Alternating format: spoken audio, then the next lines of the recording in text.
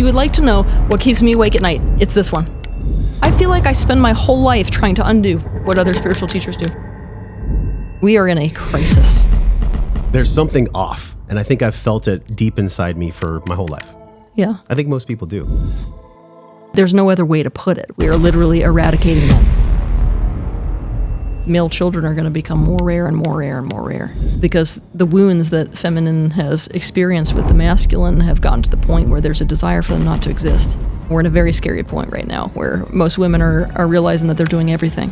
The question is, where do men fit in? It's not actually possible to be a single mother.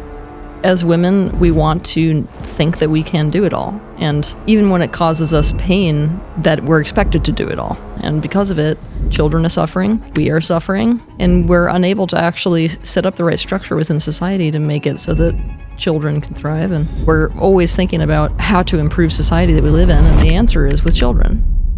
But it takes us to parent ourselves first. How can we genuinely support mothers right now and give them the sacred honor they deserve? Well, by recognizing first and foremost the importance of you have every memory of every single ancestor in your body. Yes. That means that we are literally inheriting memory. So many of the ancestral patterns that we are experiencing are the byproduct of extreme traumas that most of us cannot even imagine today. Where do we go from there?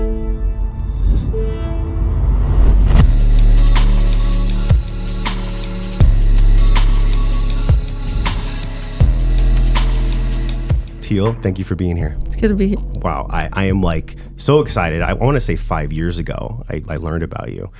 And I saw documentaries and I saw all these things. And I'm like, you know what? I want to really know who she is. And I want my audience to connect with you. And I think a good way to do that would be this mission statement that you have on your website, which is, it's powerful. The transformation of human suffering to an empowered and authentic life. No pressure.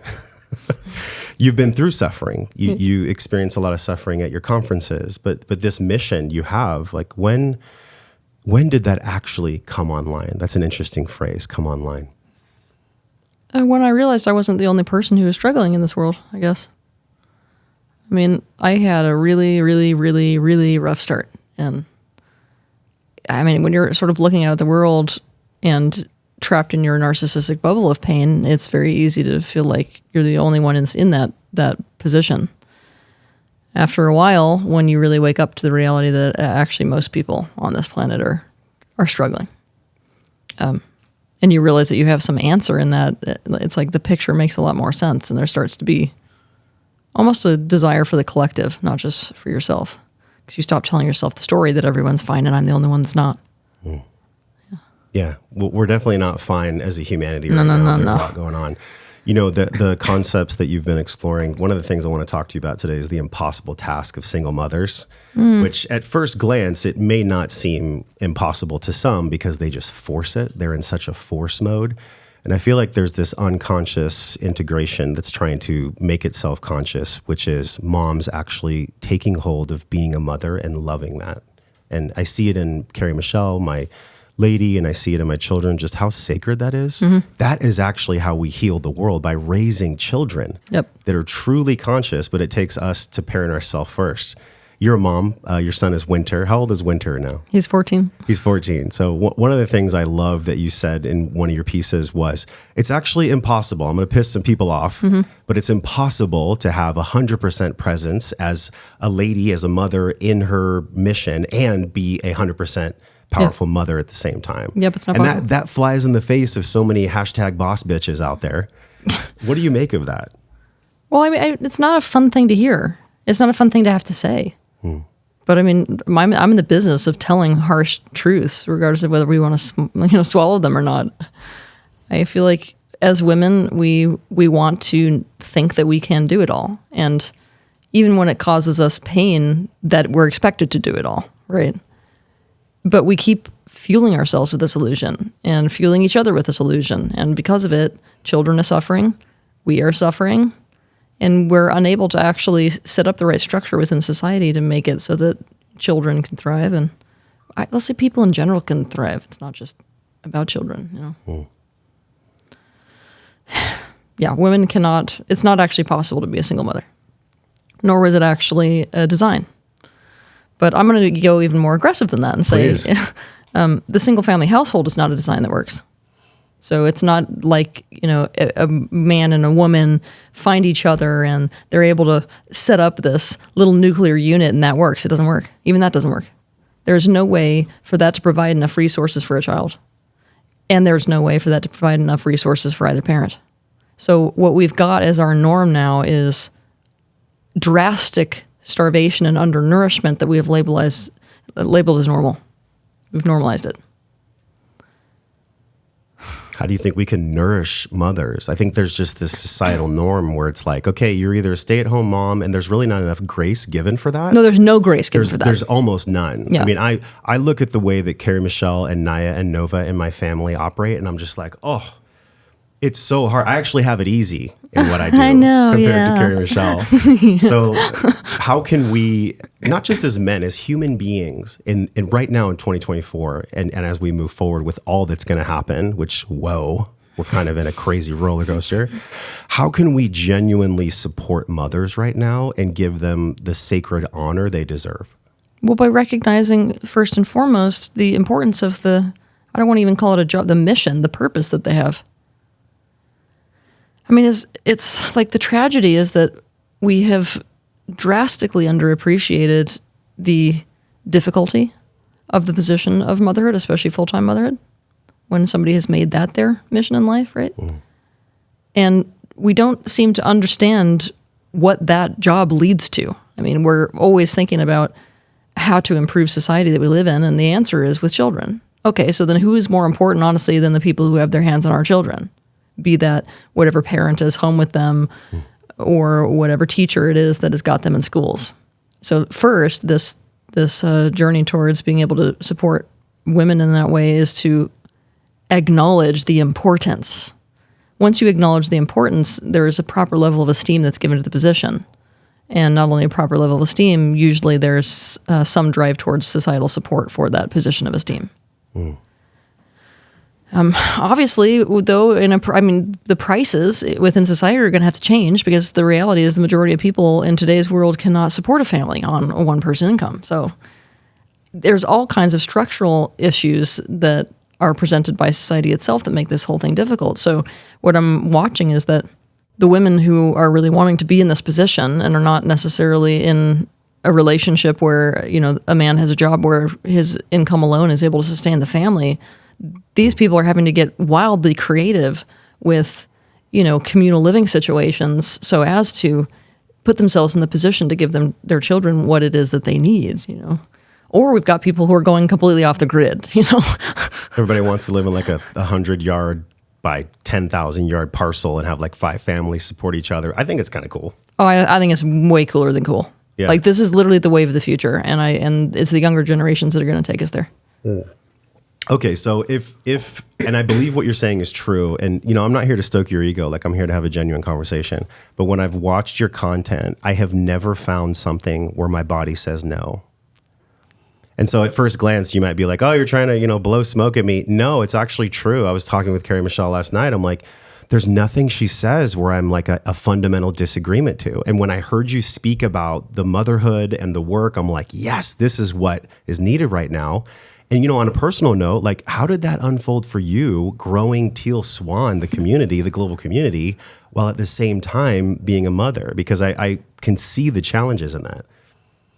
Well, I would love to sit here in front of you and say that I have mastered it.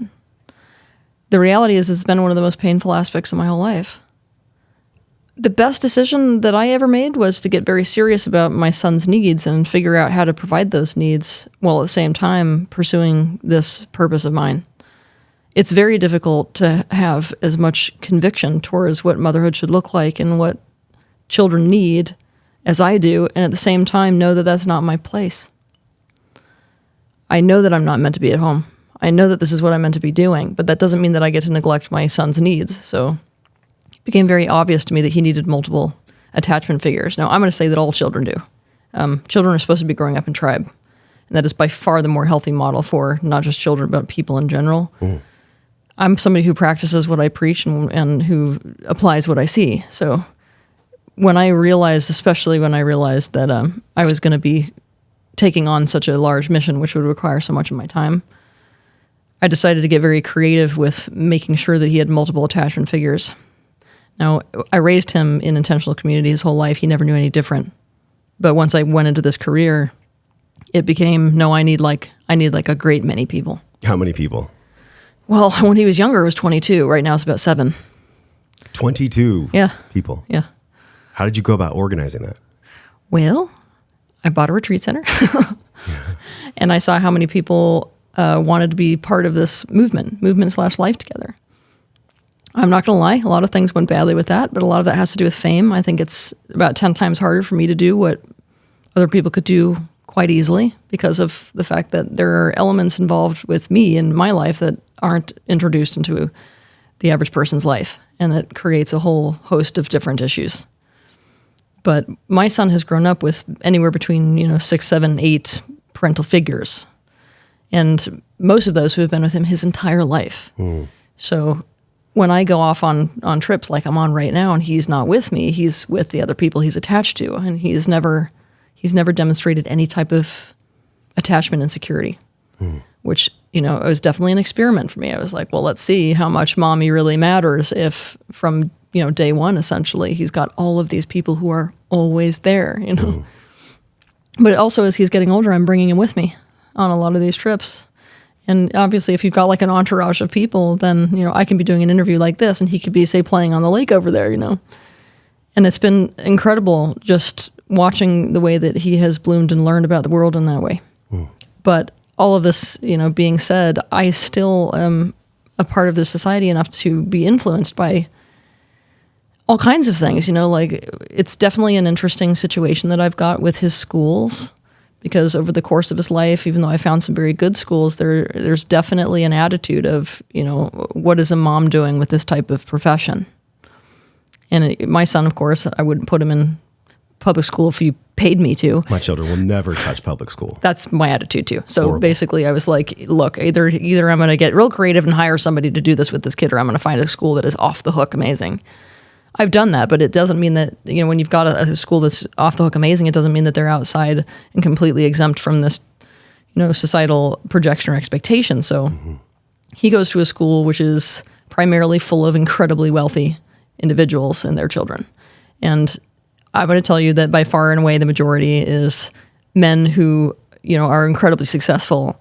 They're trophy wives who do nothing, and their children. And these women can do whatever they want, whenever they want. So I'm always the one who shows up at these meetings, and, because the emails for winter school get sent through 6 different people, like I hardly hear about this kind of stuff. So I'll show up at the parent-teacher conferences and they're like, oh, did you hear about this drive?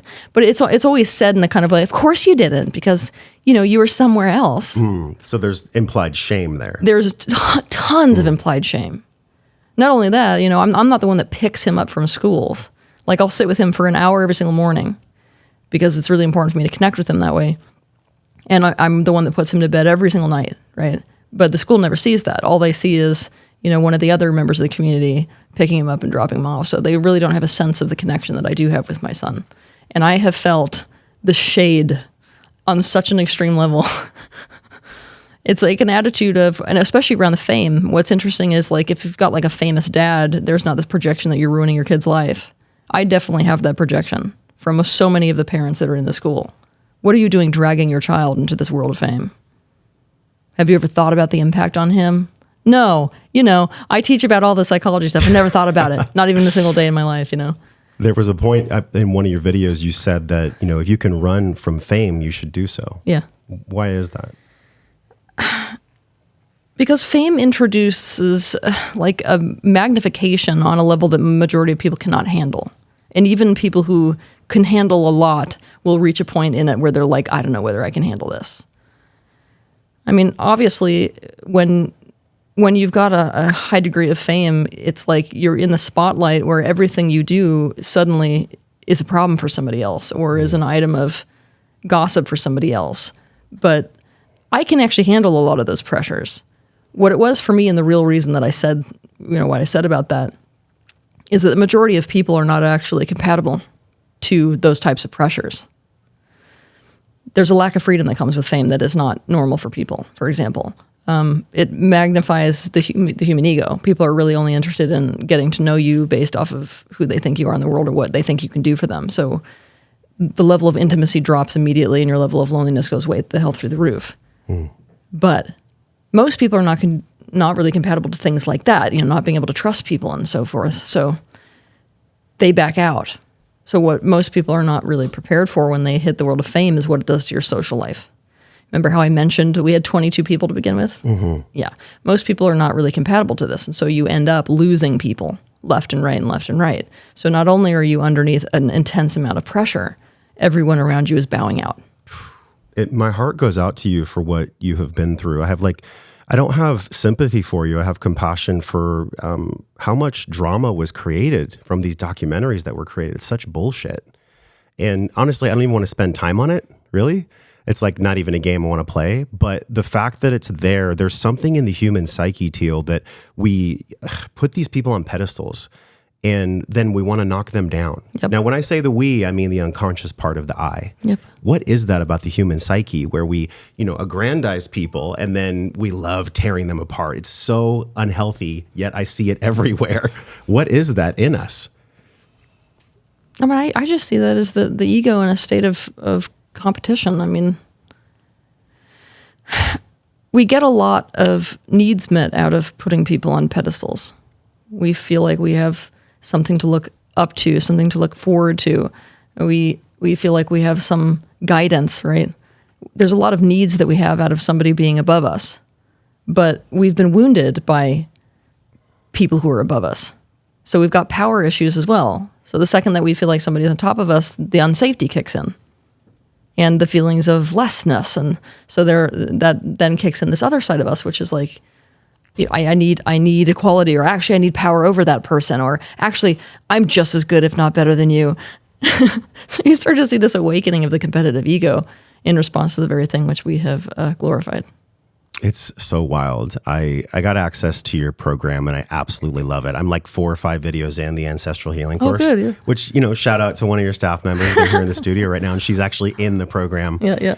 This work, it's not for the faint of heart. Like once you actually go down the spiritual path, you can't stop the ride. Oh, hell no. If you're truly committed. Yeah, there's no way. I even heard somebody on Instagram, she says, spirituality and spiritual growth is not all puppy dogs and candy canes. It's Iron fucking Maiden. Yep. It is totally. Yep. So how has that played out for the people that have been taking this course? Because this is like the crux, the fundamental piece, which weaves a tapestry into parenting and being a conscious parent. It's actually healing the ancestry, but not by pushing them away, by bringing in all of the things, the dark and the light from our parents, our greats. I have a altar right here that honors my ancestors. I put it out today and there's pictures of everyone. And I'm like, how can I take an emotional inventory of all the ways in which I've rejected them?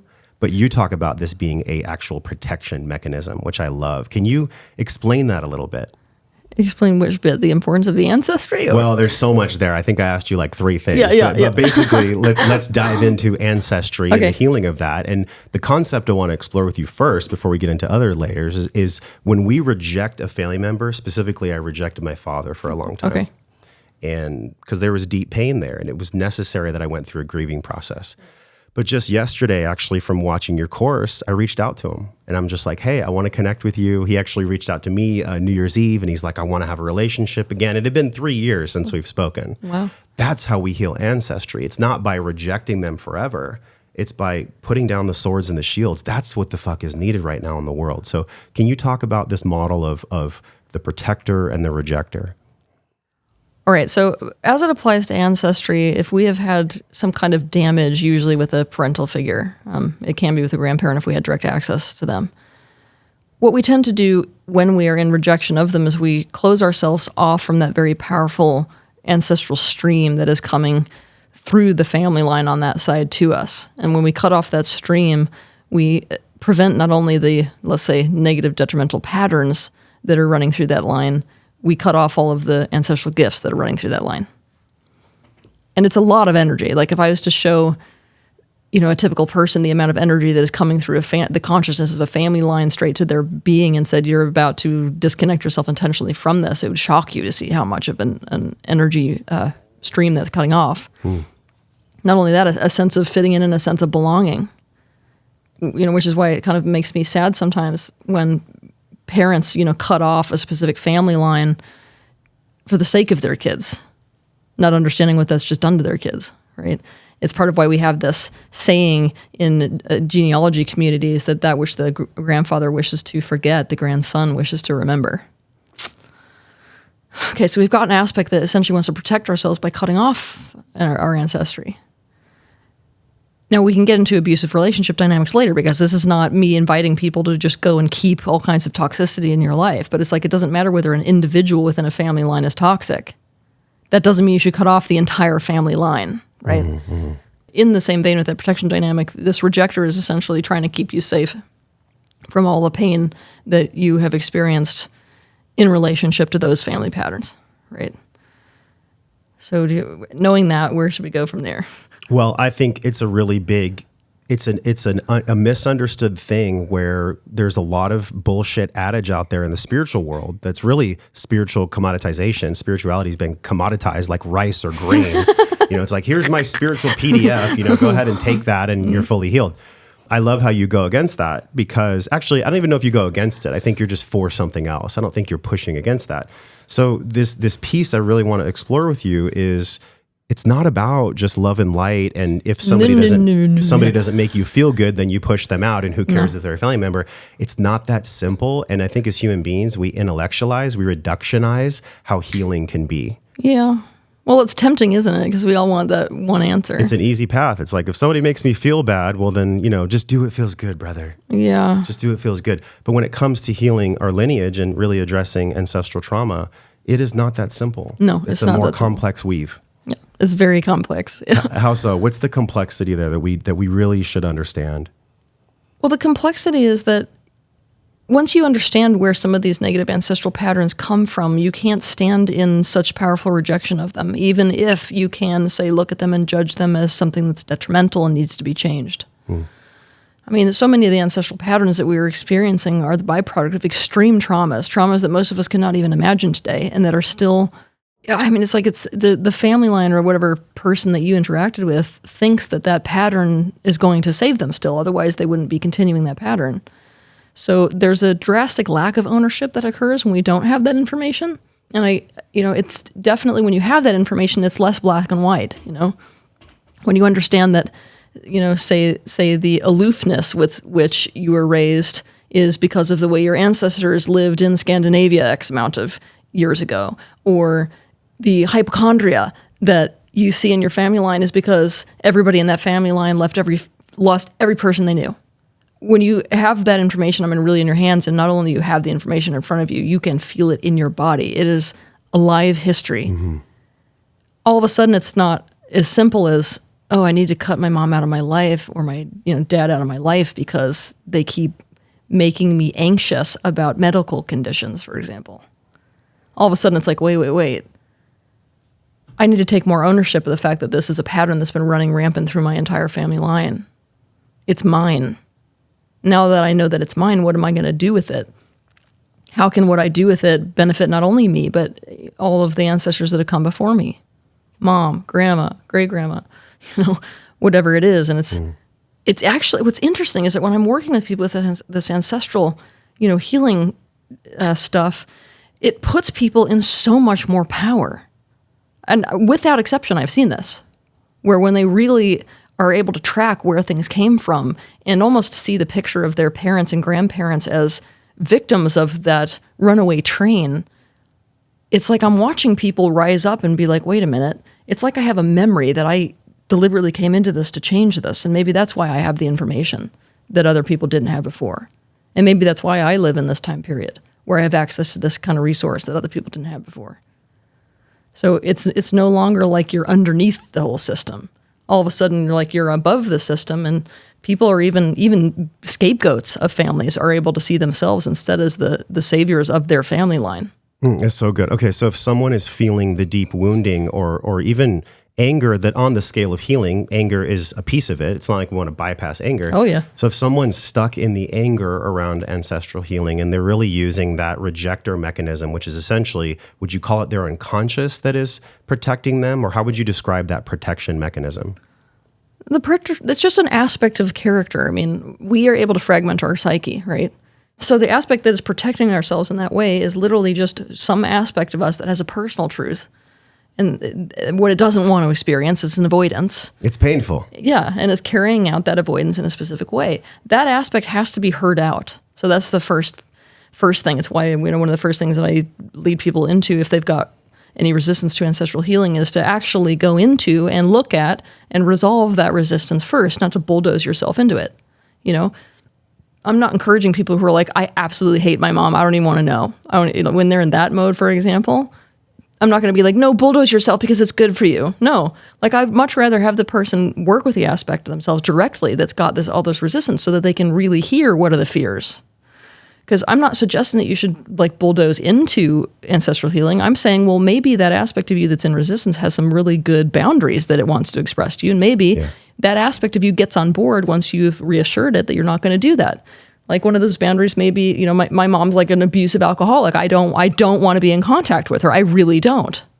Okay. So if that aspect of you is like, this is my thing right now. I'm too afraid of my ability to not keep my boundaries. You might be like, all right, I'm not going to force you then to go contact mom.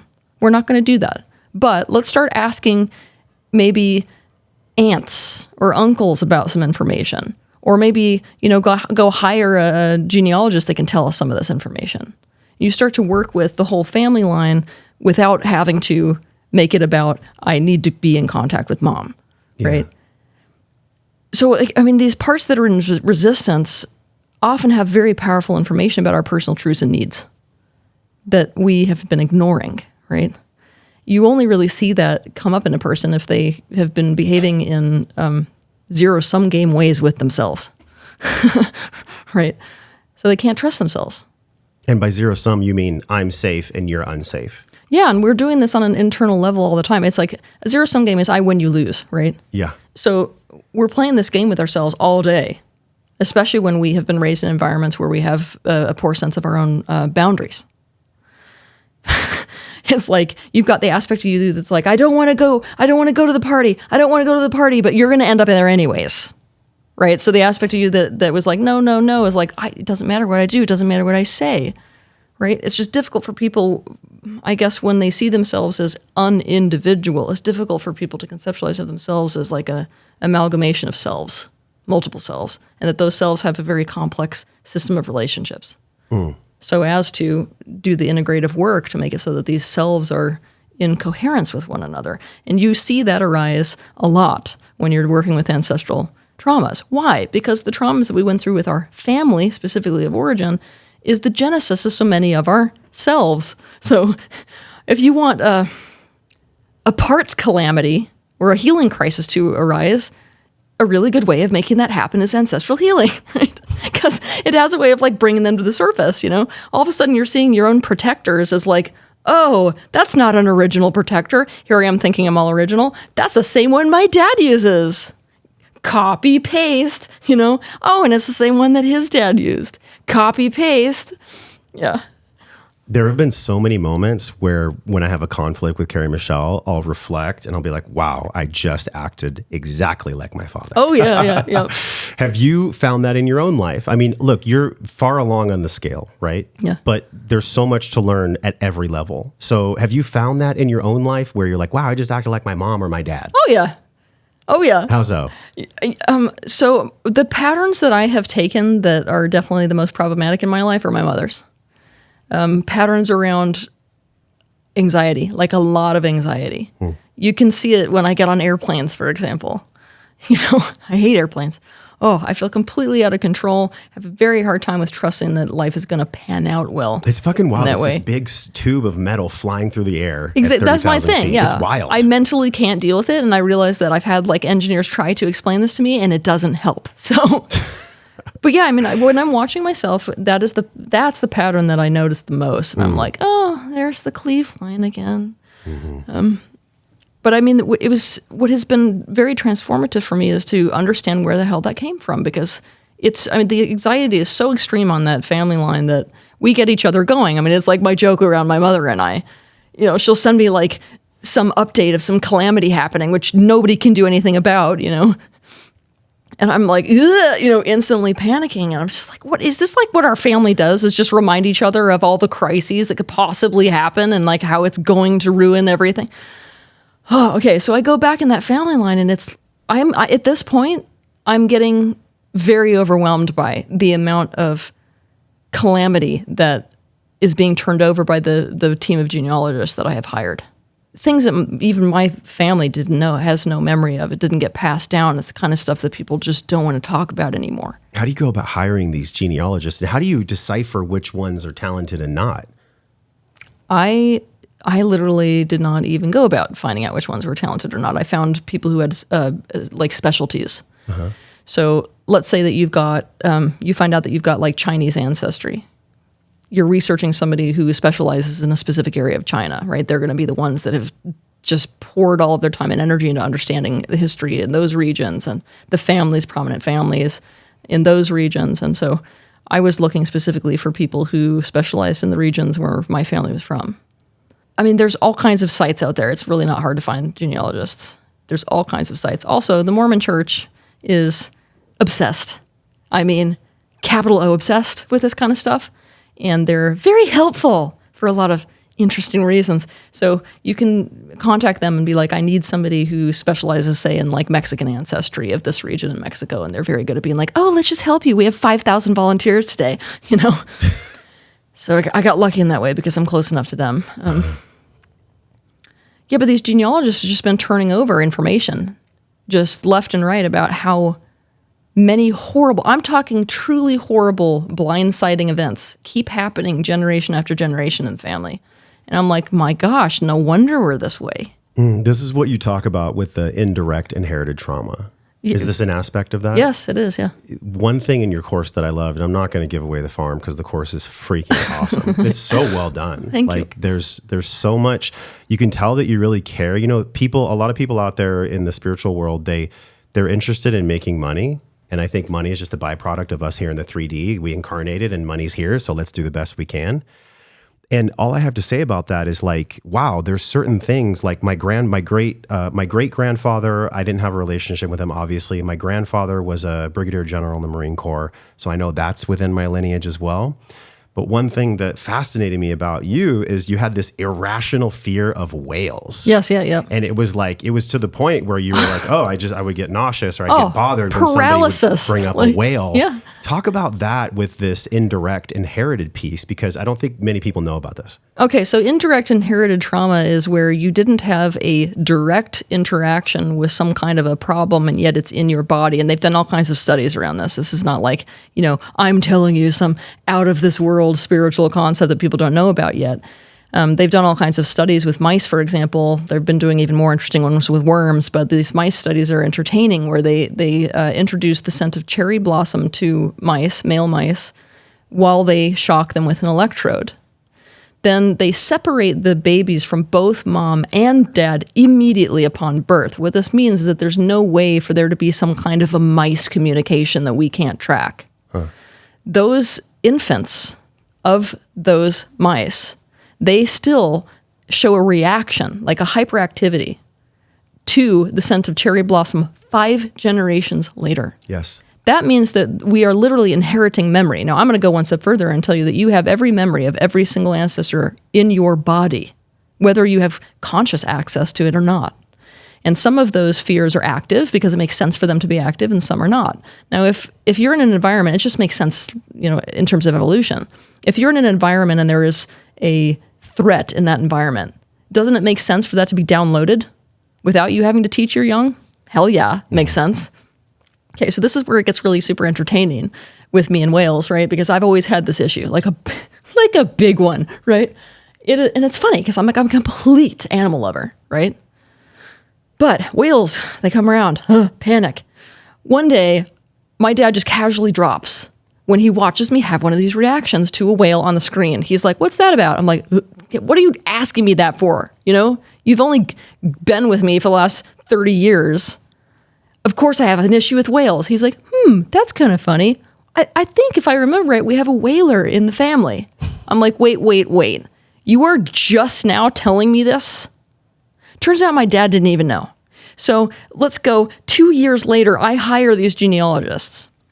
They go down the trail and they're like, oh, your fifth great grandfather was literally the father of whaling on the east coast of America. And it was 4 generations of whalers. I go out there. I walk through my family home, right? And it turns out that I have one great grandfather who was actually lost at sea in a fight with a sperm whale. And like for so many generations of so many grandfathers of mine who were all in the whaling business, their nightmares would have revolved around this, because the whaling gold, right, was the sperm whale. And the sperm whales were the ones who had this tendency to turn on boats. That's what Moby Dick was about, this Essex incident, right? Where they went after a bull sperm whale and it took down the whole damn ship. Whaling was intense business. It's not like these guys went down gently, right? And it wasn't like, now where you're harpooning them, right? You would get out in this little boat with 4 men and try to spear this thing to death, and then it would drag you for miles and miles and miles and miles. And, the whole time bleeding through the water. So at the end of it, you've got sharks that are up sort of trying to feed off the carcass. It was grisly. So, these men, this would have been the bulk of the content of their panic attacks, and it is in my body. Even though I have, literally ready for this, never lived near the ocean. I have lived in the mountains my entire life. So because of that inherited piece? Yeah. That is so wild. Okay. So it fascinates me because it makes me inspired to go get a genealogist. And this trauma piece is like Mark Wolin, I've had on the show a couple times, and I don't know if you know of his work. He wrote a book called It Didn't Start With You. But, regardless of it not starting with us, it's our responsibility to heal it anyways. And so what I thought was so fascinating is that you and him both, whenever I get wisdom from different sources that are trustworthy, I start to really do my best to embody that. And one thing that you said is that, healing relational trauma, if you have real deep relational trauma, you cannot heal it outside of relationship. It's just not possible. Yep. So you had this inherited piece with the whales, and I'm sure you did healing work on that. So I'll let you finish that actually first before I ask the other question. Finish how you actually healed that, because there's a take home there for all of us. Well, I haven't completely healed it yet. This is something that I'm in the ongoing process of doing. So with me, this is an intense enough fear that I have no intention of getting in the water with a whale right now. Like, it's that bad. Okay. It's a work in progress. Yeah, what it is like I'm understanding, it helps a lot to understand where this fear comes from, right? Which is not necessarily the nature of the animal. It comes from the ways they were responding to my antagonistic ancestors, right? When I was in Sag Harbor, which is where this whole family essentially settled and built this entire business, I went out into the water, and the first thing that I did was to send out this, it was like a very deep meditative prayer where I was sending out this apology to the oceans and to the life in the oceans, especially the whales, right? And I mean, this is going to sound odd unless you're really tapped in esoterically, but it was like the second that I set foot there, it was like everything knew that I was there. And it was almost like a rub, an energetic rub there with the oceans being like, are you going to be just like them? Of course not. I'm a total crunchy granola that way, right? But I was sending out this prayer to say that my promise is going to be the opposite. I know that I came from this line of people, but my promise is to do the exact opposite from the exploitation that you, being the ocean, experienced. And it was a really healing thing to experience that. Not only that, to have my son there with me. Of course, I took him on that trip, right? And he was paddling around in this bay where my ancestors used to be and his ancestors used to be. And he was, totally the opposite of just going after things to the detriment of, we've got this very gentle child who has been raised vegan and who is very much like a friend of all the animals and loves the ocean, not like me, right? So he was paddling around and playing, and it was just absolutely magical. So we can go from there to, I'm watching documentaries on these animals, and every time that fear arises, it's like I'm trying to understand them instead. I am doing meditations where I'm going into their perspective, because the more you understand, the less you fear. Now, and I'm assuming that this is going to lead me at some point to interacting with them. Most likely, I'm not going to go for the sperm whales first. Maybe some dolphins that'll lead you there. Okay, so thank you for sharing that. And also thank you for your honesty. Like, one thing that you've shared in the past that I want to touch on is like a couple years back, you had this complex that you recognized in yourself, which is super humble and also just very trustworthy, that you realized there was a superiority complex there. You could sit here on the pod and be like, oh, it's healed. I'm good. But it's not like that. No matter, and this is what I said earlier, no matter what stage you are, you're very far along compared to most people on earth, very far along. And there's still work to do. Oh yeah, always. There's always going to be work. So I feel like, and I know you feel this way too, based on what I've seen and heard from you, we cannot, this is my earlier question, we just cannot heal certain aspects of relational trauma unless you're in a relationship. Unless we are in committed relationship. Yep. And this flies in the fucking face of so many spiritual commodifiers out there who say everything you have is within you. And it's just so not the case. And I've always felt actually an aversion to that statement. Good. So when I heard you speak it, it was like my spine said yes. Go deeper into that for us, please, because there is one way of thinking where it's like love and light and everything you need is within your heart. Not the case if you have trauma around relationships. You have to be in that round circle of relationship to heal it. Exactly. Well, the first thing that I feel like people need to understand is that the vast majority of people who are pushed towards the spiritual field are pushed there because of relational trauma.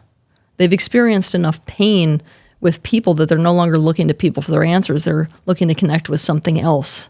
Usually that's when people turn to the spiritual realm, right? Or they get sucked in by a church.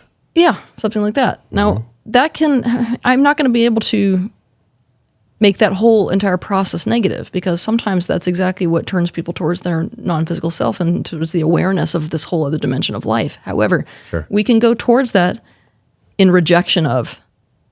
And that is very much something that I'm watching this huge demographic of relationally traumatized individuals do, is they're like, oh, I can now disconnect from other people in human relationships, and I can be in connection with myself and in connection with God, and tell myself all kinds of stories based on even true principles that exist about the universe that enable me to be avoidant of relationships and make it so that I'm never back in that vulnerable position that I'm in a relationship.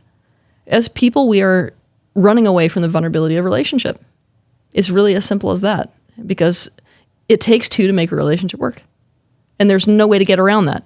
You are dancing a tango. Okay, so dancing a tango, you can't get around the fact that the other person can mess up the tango. That's what you're stepping into by virtue of getting into that in the first place. You say I'm in a relationship? All right then. You're automatically in a vulnerable position because the other person can either dance with you in that dance or not. We don't want to accept that. And I find it kind of, I understand it, because being in the powerless state is not fun for anybody, but people want to either think that they can do something to be able to control the entire relationship, so it's no longer about what the other person does or doesn't do, or that they can just withdraw from relationship entirely, and then all the needs they would be going for in relationship, they can get some other way. It feels more empowered. It feels less vulnerable. But you can't eradicate your needs that way, number one. Number two, that is not the mastery of relationship. The mastery of relationship is a mastery of the tango. That's it takes two. And whenever you get damaged in relationship, you have to heal what was damaged in relationship. That's what people don't want to accept about relationship damage, whereas they would never think that way with any other type of damage. Yeah. Like we were just talking about whales, right? I got huge whale issues. Oh, good. Well, you can definitely fix that never going in the ocean again, Teal. That's essentially what you're saying when it's like, oh, I've got all kinds of relational trauma. Luckily, I found everything I need within. That's the same thing as me being like, I've got issues with whales. I figured out how to heal it within myself. I will never go near whales, and that's okay, because I've got whales within. What the hell is that about? It makes no sense relative to every other subject. So yeah. It's a trap. People fall into this trap where it's like, well, if it feels good, do it. I can't, here in Austin, it reminds me of LA a lot. Oh, I just said that this morning. Yeah, there's some LA vibes here. I lived in California for 40 years. We moved out here because of the COVID theater bullshit.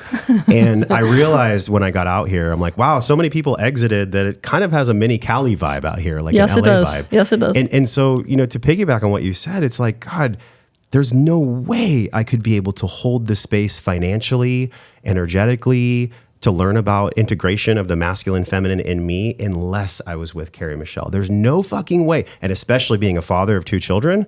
Oh my God, y'all, it's no joke. but I'm so grateful for it. There's this, we've heard this before, there's a gift in the pain, there's a gift in the growth, but it doesn't feel like that when we're in the middle of the contraction. Yeah. That's the hardest part for us to be. So when we're there in that sticky spot and we're feeling massive resistance come up, where do we go from there? Face the resistance. I mean, it sounds so simple. Oh yeah, I mean, it's not comfortable, but that's the only place to go. You never want to, whenever resistance presents itself, you have to look directly at it. You have to dive into it. You have to understand it completely. Also, whatever it is that resistance is opposing. Because it's essentially your own being indicating to you that you've got an internal war going on. Your goal has to be to end that war, and the only way to do so is to understand both sides as deeply as is possible, to find wherever their alignment actually is. Hence the parts work. Yeah. Yeah. I love it. Yeah. Wow. And that I want to go a little bit more into that because intellectually, I think people got it, but I really want people's hearts to open up to this. I was in an NLP training and we did some parts work. We did parts integration where we close our eyes and we listed out all the good qualities and actually all the painful qualities, all the loving qualities. And at the end of the day, what I really wanted was peace and I wanted power. But I can't have power unless I'm coming from a place of peace, because power that is taken by force, you can't trust that shit. It's not trustable. Yep. Have you held those two worlds in yourself? I mean, the platform that you've created, and like here you're speaking for, I think, 300 plus people, right, in a room. People come to you in a very disempowered state at times. Yeah. And so how do you hold the peace and the power in yourself? And what kind of parts work have you done personally to hold your own peace and your own power and really make that something sustainable?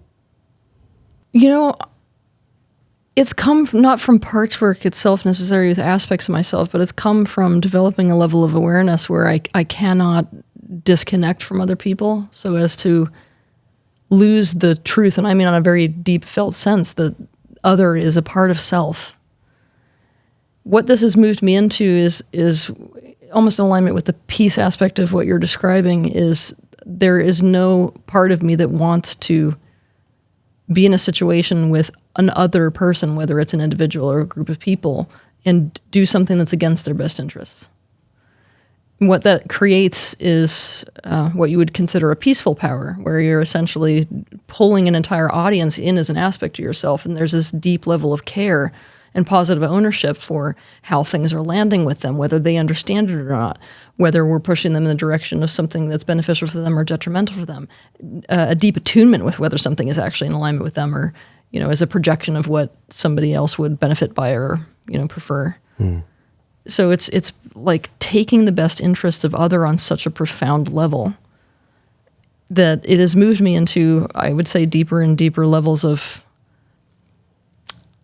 a power which I think you can only possess as a genuine leader, as opposed to somebody who's just wanting to be in the top position for the sake of keeping themselves safe in that position, which is the majority of the reason why people want to go for power. They think that's a safer position.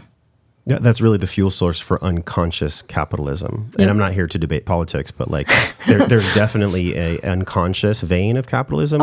I love my team so much. I'm happy every time I pay them. It's like a true relationship. So in that way, I'm a conscious capitalist, right? But I also know that no system is perfect. I think we'd all love to be in Willy Wonka's chocolate factory and be like, hey, everybody's got a golden ticket. But even if you look at Ken Wilber's work and understanding who we are, we cannot have no hierarchy. There has to be some type of hierarchy. There has to be some type of system where there is checks and balances, because otherwise it would all just be eventually chaos. There's got to be some order in there. What do you make of that? Where we are in that specific lens of just beingness on planet Earth and capitalism as a whole? Well, for now, that's accurate because human beings are not at the point where they can take each other as a part of themselves, not just each other species as a part of themselves. Until we develop that capacity, we cannot be trusted with each other. So a lot of these checks and balances you're describing, quote unquote, need to be in place because of that lack of consideration. We have not become yet a species that is capable of the mastery of relationships, even though it's a potential of ours. There's so much about what we're living in that's flawed. I mean, obviously we're living in the byproduct of a lot of desires that have hatched before us, right? So capitalism is one of those desires that was hatched from levels of limitation, which people did not enjoy before. So what we are is standing in this position to launch a new design for what is an improvement, and that looks much more like a design where we're prioritizing caretaking each other whilst at the same time not limiting each other.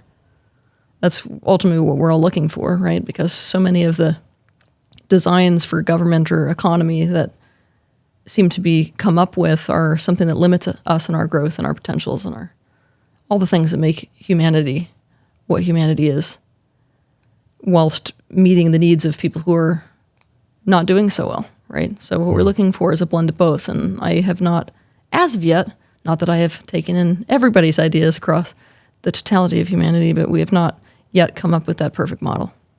Something just hit me. So when we look at ancestral trauma, what is the ancestral trauma that is asking for collective healing? A lot of what you and I have talked about is individual healing, but on a collective, maybe even a collective unconscious level, where we are, what is asking to be healed through our collective ancestry right now in the way that we interface with each other? Oh, there's so many things. I'll do like top hits. Okay, so in terms of collective ancestry, there is a deep drive for there to be a merging between freedom and connection. Across cultures, if I was to take the whole world in, right, there is this tug of war that's been happening for generations between wanting very deep, very intimate connections that you can rely upon for the totality of your life, without those connections being the limiting factor in somebody going for what makes them happy or going for a sense of personal success. So it's where the personal meets the collective that you see the greatest amount of drive and desire emanating out of the collective. And that's one of them that I think is quite interesting. Do you feel like that's an expression of integrated healthy ego at that place? Or is it something else? If we actually get there, yeah. Yeah. That's the goal, right? Yeah, I don't think I'm there yet, but that's the goal. That's the goal. There is a drive for understanding that is emanating from everyone on an ancestral level.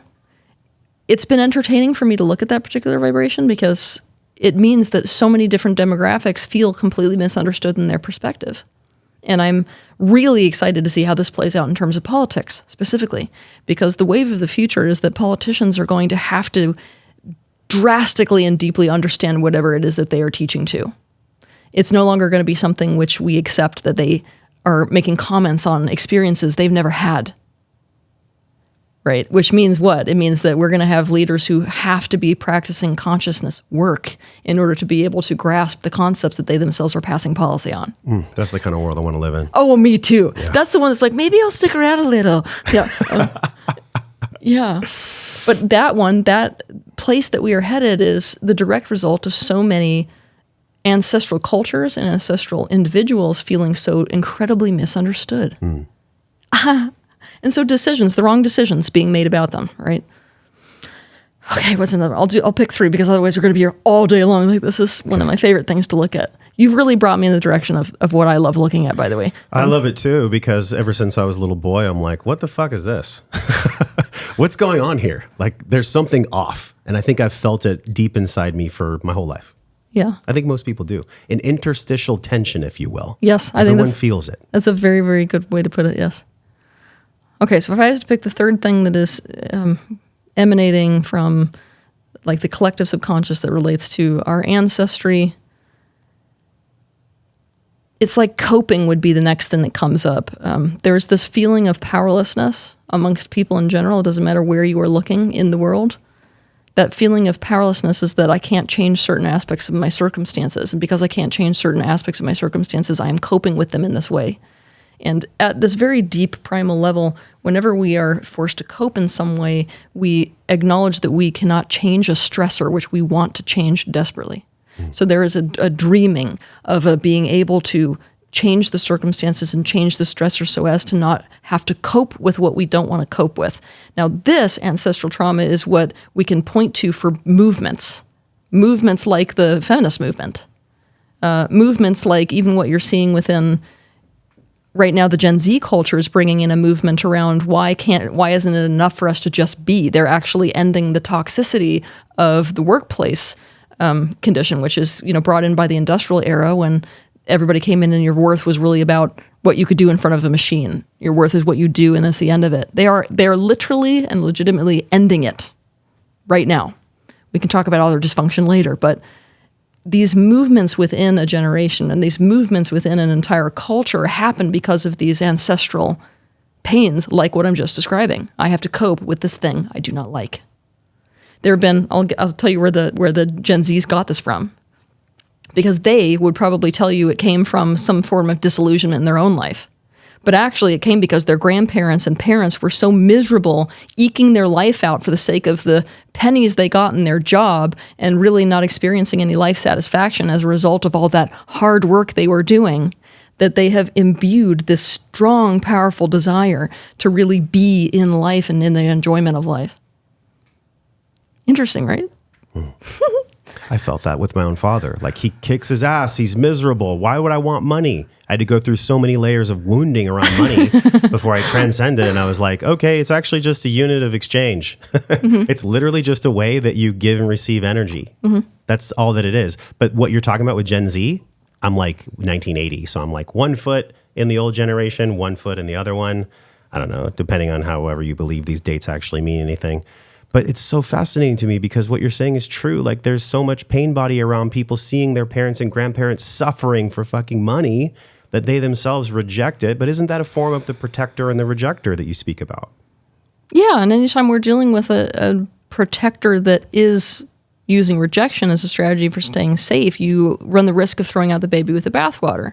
And so you see the manifestation of the shadows of that. Let's say in Gen Z, you've got why can't I just enjoy life and be celebrated in my value for being, at the same time as you've got a generation of individuals who are not willing to take any pushback. Yeah. Therefore, you don't really see this strong commitment to whatever value they hold, and whatever challenge meets them, they don't go, wait a minute, challenge is an element of life. I'm going to stay the course regardless of the challenges of life. It's give that up. Give that up. So it seems like a very weak, culture and a very weak generation because of that. So we run the risk of falling into the shadow anytime we step in any direction. And that's something, honestly, for those of us that are on the path of consciousness, I feel like this is one of the most important things that we can be aware of, is that anytime we commit to a path, that path can get us in trouble. We have to be aware of the trouble that path can get us in. No doubt. Otherwise, we ourselves become dangerous.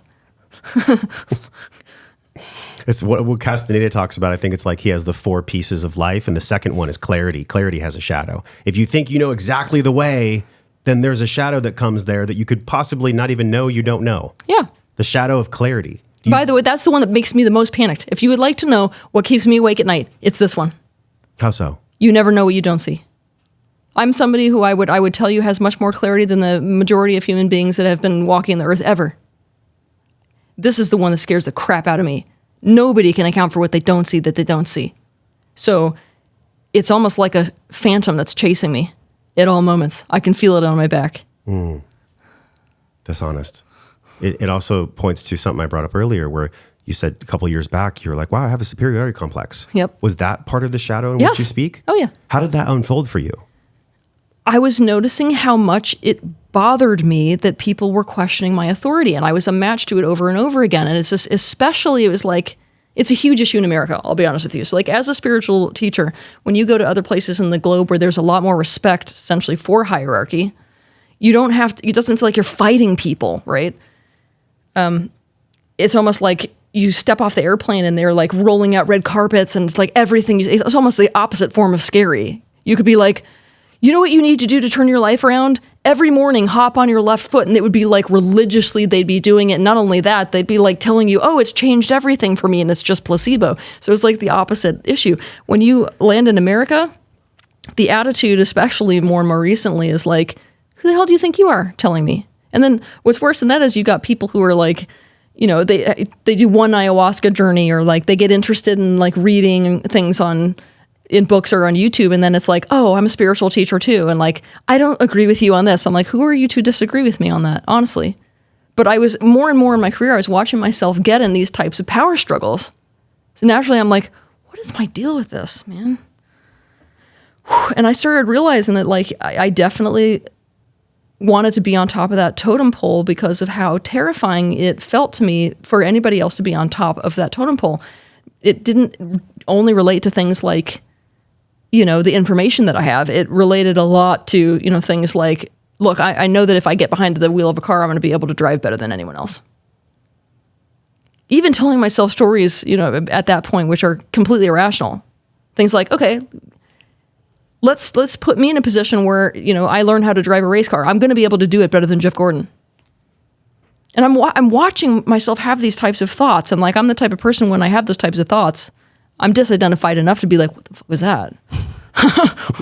Why do I need to tell myself that story? Because I know it's not accurate, right? I have this larger objective perspective, right? Where I'm understanding that the ultimate truth in this universe is that because of the nature of our design and what we have intended, even for this life, we have intended vessels even for a physical body where it doesn't matter how much you train, you will never be better than somebody else. And that is something you intended. Now I have that awareness enough to be like, I'm using this some way. So when I got track of that shadow, I essentially looked at the aspect of me that was doing that, right? And it was a protector who was like, it was all about trust. It was like, if I'm not the best at everything, anything that I could potentially do better than anyone, then it means that I'm ultimately vulnerable to them and unsafe. Because it means at a certain point you have to put your trust in somebody else. That never went well for me. So, I was just like watching this as this unsafety strategy. And when I started caretaking the unsafety aspect, the desperate need to be in this position of superiority all the time started to wane. I got better at working with people who are in power struggles. I really dislike it still, but when it happens, I'm like much more attuned to the pain behind it. I'm much more able to see my own reflection, ironically, in the power struggle. The aspect of a person that's so terrified of authority that they're like trying to rip me down as fast as they can. So being attuned to that pain, I'm able to respond to it better than to just get in that sort of pissing contest. When you're working with someone on stage and they come up, maybe they're trembling. I've even seen people crying. Maybe they're hysterical sometimes. They're literally wanting something different. They're wanting a different result. How do you meet someone who's in a completely dysregulated state? Right. And you could even say that this happens in relationship. It does, y'all. it happens. Like sometimes I think all human beings, depending on our level of especially capital T trauma, but even long, prolonged lowercase t trauma, we get to this place where we don't even know how to regulate ourselves. And when somebody comes on stage with you like that, what kind of an attunement process do you go through where you can actually work with someone who's super dysregulated? Intense levels of presence. It's really that simple. What I do is I slow all of the processes in my body way, way down. Your heart rate. Everything. My heart rate. Sort of when that happens, it slows down the way that the blood is flowing through your body. I slow down the ways that my cells are vibrating. Like I bring everything so slow that they're not really conscious of it. But, if I'm sort of, right now I'm excited, right? So you can feel that I'm kind of zzz. Like if I was to put a sound to the way that I'm vibrating right now, it'd be like zzz, right? I want to bring it down so low that I'm vibrating kind of zzz, or like way, like lower, right? And slower. That has an effect on the other person where it starts to downregulate them because of the property of entrainment. When you are able to very powerfully practice consciousness work to the point where you're embodied enough that you have a very strong vibration, you can start to use it consciously to impact and affect whatever you're around. So I'm using my own vibration to calm their vibration down through the law of entrainment.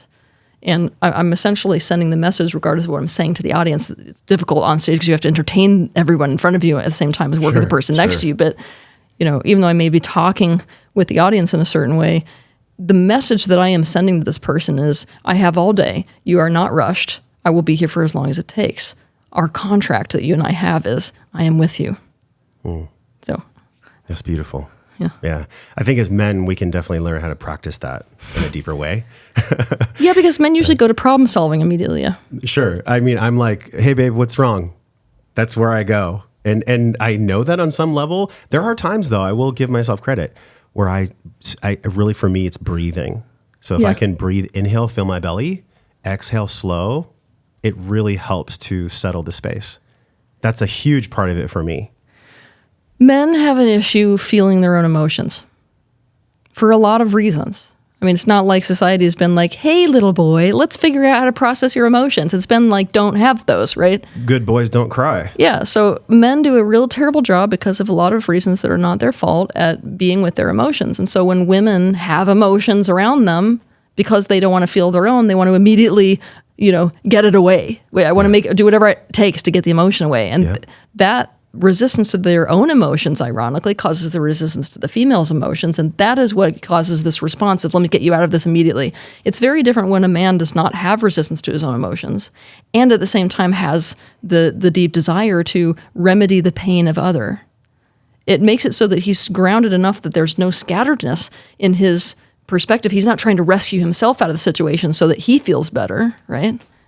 But of course, the gaslight is, I'm trying to make you feel better. And because of it, he's able to attune to what would actually cause the improvement. That's a guy who solves problems very quickly. And it's also a guy who doesn't fall into this trap with women where, the women kind of plant their feet and are like, I don't want you to solve the issue right now. I just want you to be with me. Like if a woman pulls that, believe me, all women want their problem solved. But if a woman pulls that, it means you're not doing what's correct right now because you're not attuned right now because you're making it about the way you feel right now. You're trying to solve me so that you can solve you. That's what a woman's reacting to. So yeah, a man learns how to feel his emotions in a very deep way so he's not in that type of resistance. He's able to actually bring the solution that works for a woman. And sometimes that solution is, I want to understand you because you were never understood. Wow.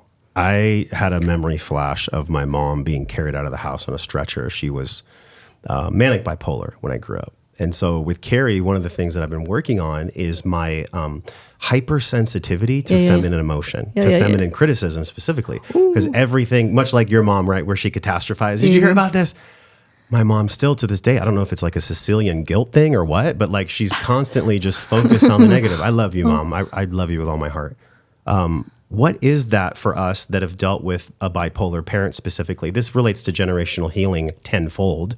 How do us who have been raised in a bipolar mother environment start to really do the attunement process that, speaking as a man with a woman, that it's actually okay for us to be in the shit. It's okay to feel these things. You have to unhook your perception that it's a threat to your survival. When you're young and you have a caregiver specifically who is in this type of a dynamic, that registers as, I'm going to die. Because you depend on them. Your entire existence depends on something that is fundamentally unpredictable. Children can't live with that. That is, it's absolute terror. And so what they learn to do very quickly is to take control of what is unpredictable and try to make it predictable. This is where you start to get into codependent behaviors to try to rescue mom away from how she feels so you can be okay. And then that just transfers to the adult relationship. But what's happening essentially is as an adult, when, let's say you get into a relationship with an adult female and that female exhibits emotions, it brings you right back to, and this means fill in the blank. And this means I'm unsafe. And this means I'm going to lose somebody I care about. And it means all kinds of things it doesn't really mean in the present moment. So you have to unhook the association that you have with that state of emotion in order to be like, oh, it's not about what it was about when I was with my mother when I was younger. It's not about the fact that she's potentially going to kill herself. It's not about the fact that she's going to be gone and I'm going to be by myself. It's not about whatever it's about, right? Yeah. It could be different for each person. It feels like this awareness in which you speak, it's almost like consciousness is sandpaper. Sometimes it's 40 grit, sometimes it's 1,000. Yes. But it's a frictional process, the understanding of how to actually be embodied consciousness. Yes. Does it feel like that for most people? Or are there some people who are born in their dharmas to not have so much friction? I always wonder about this. Some people chose into lives with much less friction, yes. Do you ever get jealous of those people? Yes. How do you deal with that jealousy?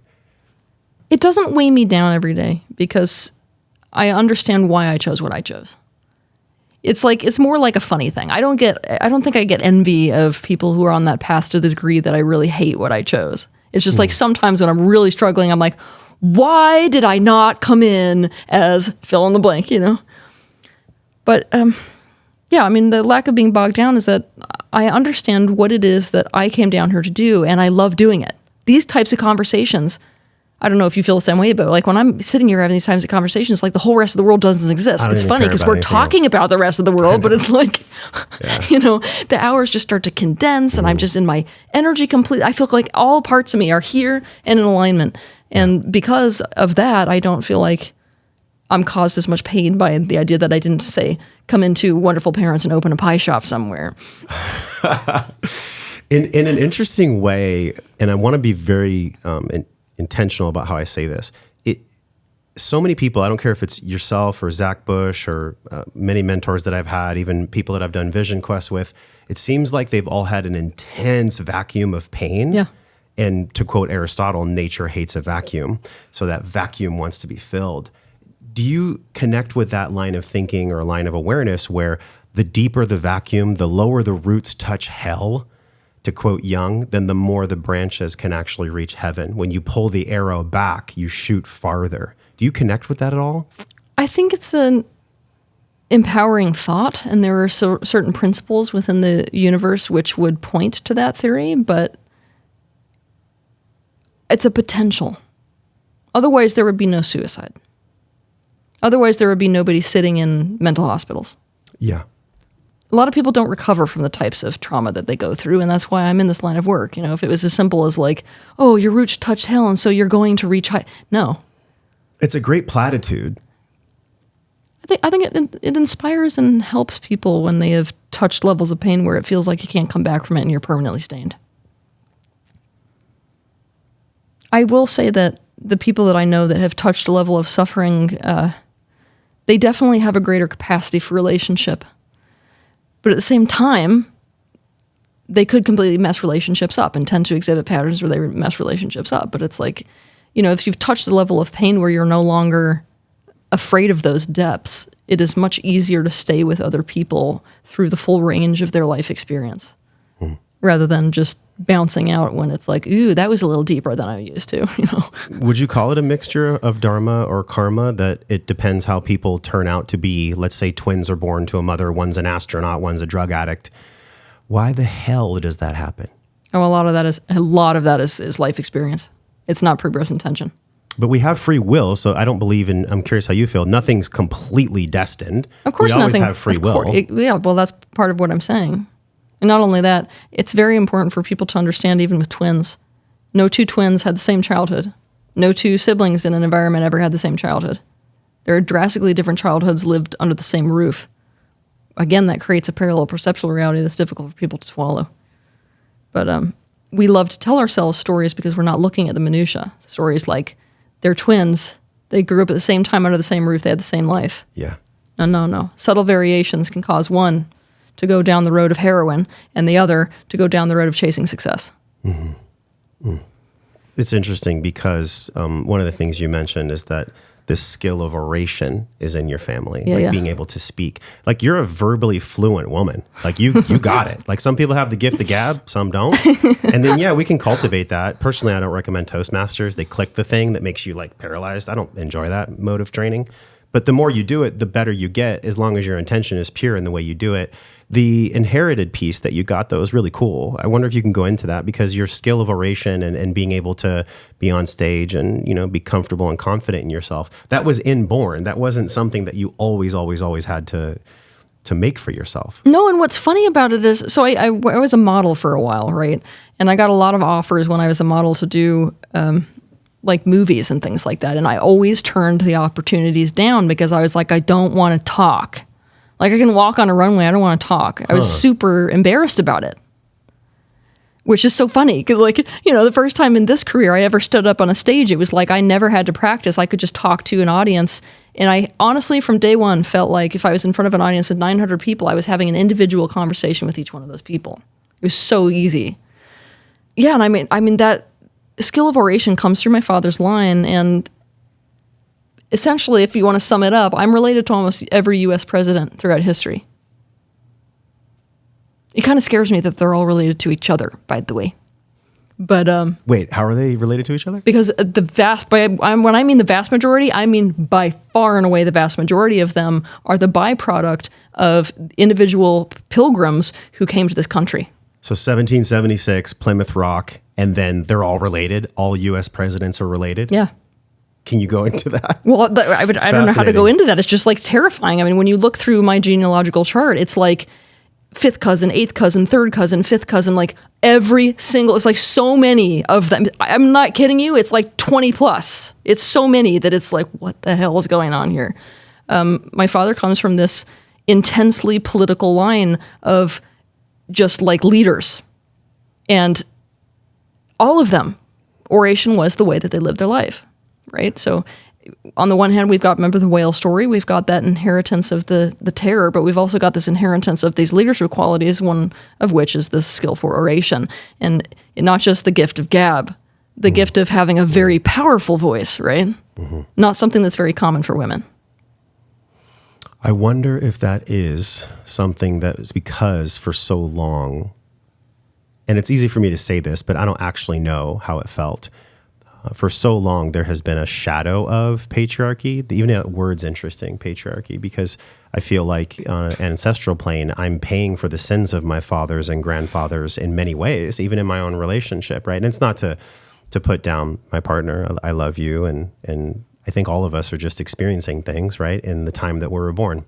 And so I wonder how you could explain that to people that may not know how this actually unfolds on a practical, ground-based level, that we are truly paying for the sins of the darker side of the patriarchy. And by the way, feminism has its shadow as well, for sure, which I think we feel that now, and we've done many episodes with many different people on this. But can you please explain that in the best way you can, the dark side of the patriarchy, and how we can actually be aware of that and do something different, play a different game? The dark side of patriarchy is essentially any masculine quality taken to its against others rather than for others extreme. So let's take control. Control is an element of masculine, right? I think it should help viewers first of all to say that you can actually divide every single thing in existence into masculine or feminine, except for things like neutrality, which by themselves define neither. But okay, so if we take everything in existence, every polarity, and divide it into either masculine or feminine, right, we're dealing with so many things that it's very difficult to whittle them down. So I'm going to have to cherry pick here. So control is something which would fall into the masculine side of the scale. Control over the environment is what enabled us to become so incredibly powerful, did it not? Sure.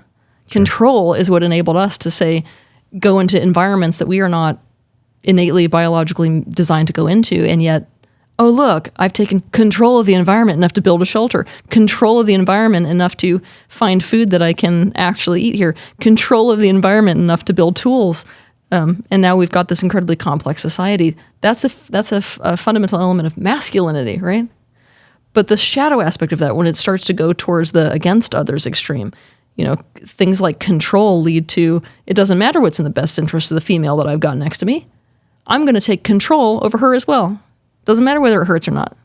So what we really need to see when it comes to the problems with the patriarchy and the sort of sins of the father is any of those masculine traits which themselves have been exacted upon the rest of life on earth, whether it's their sons or their daughters or their wives or other animals or the environment itself, that does not account for the best interests of other. So I want to make it the simple why, because a man who is able to practice taking other as a part of the self, his masculine traits are not a problem. In fact, the things around him surrender to his guardianship. Don't you think it's pretty? I love it. Yeah, I've touched that at times. Yeah.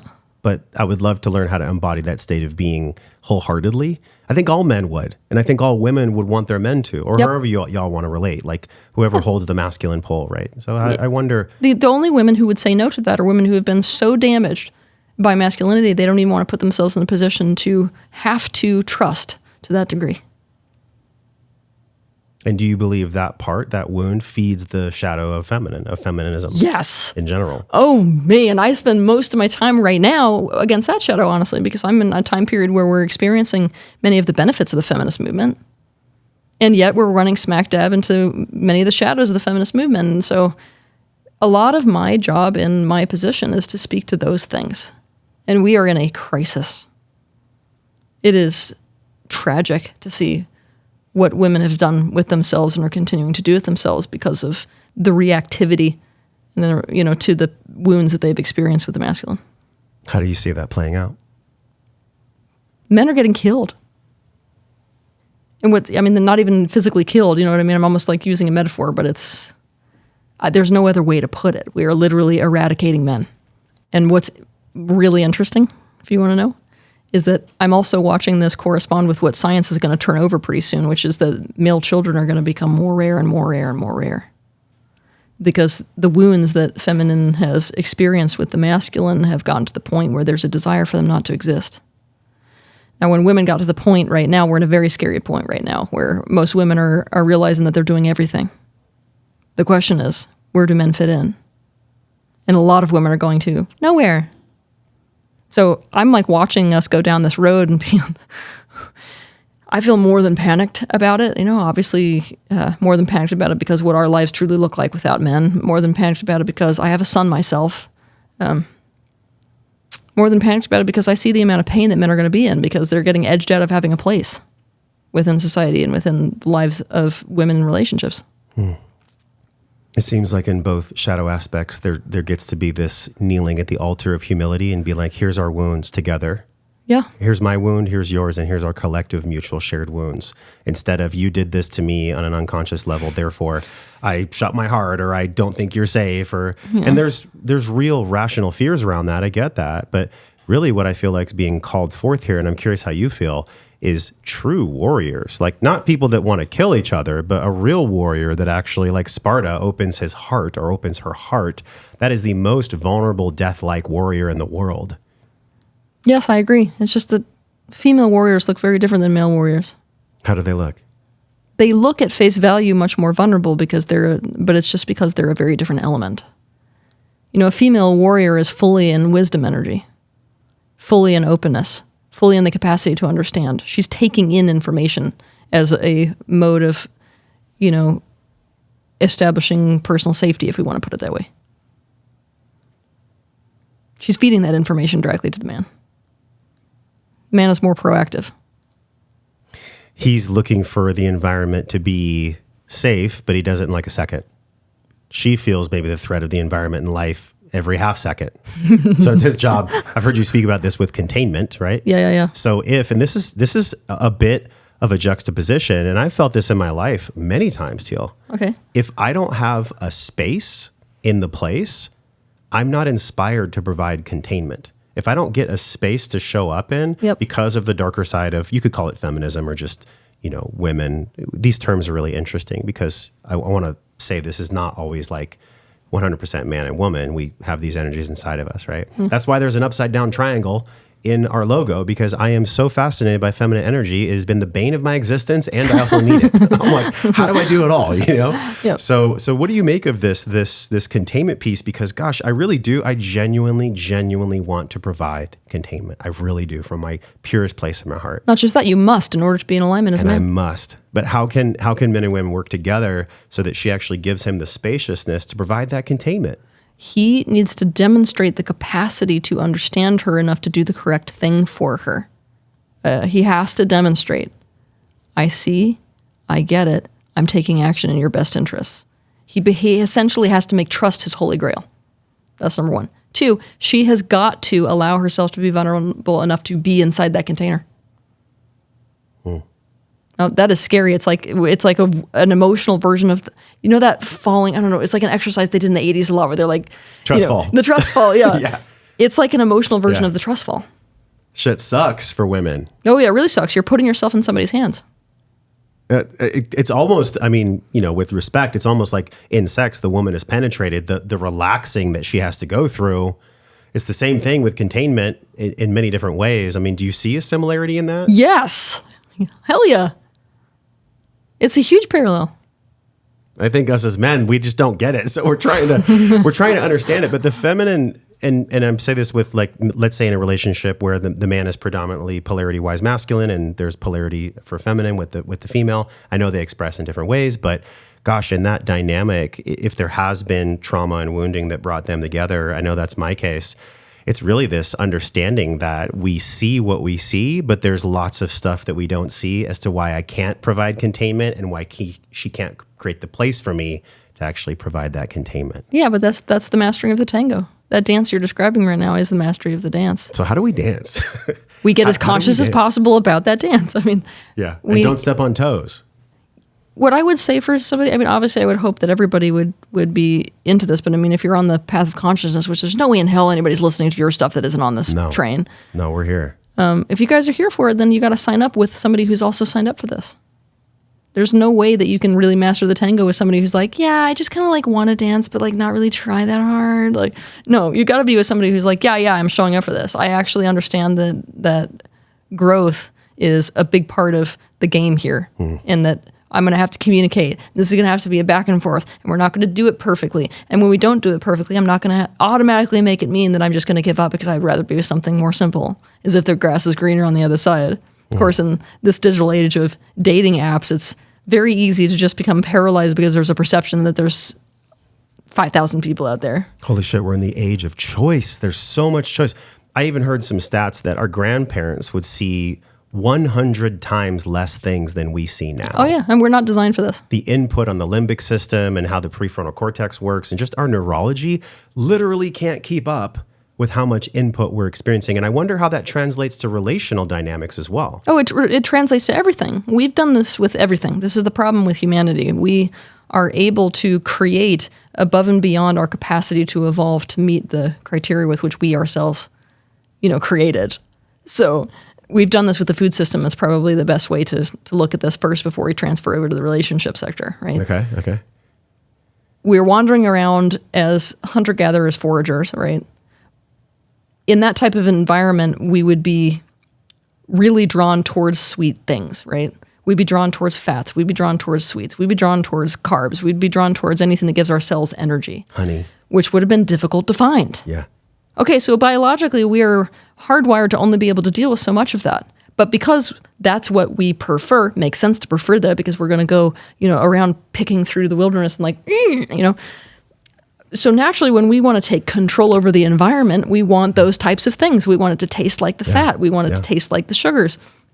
Well, now we've created a food system where what we're producing, our body can't deal with. We have not biologically evolved to the very food system which we ourselves have created specifically for our own taste buds.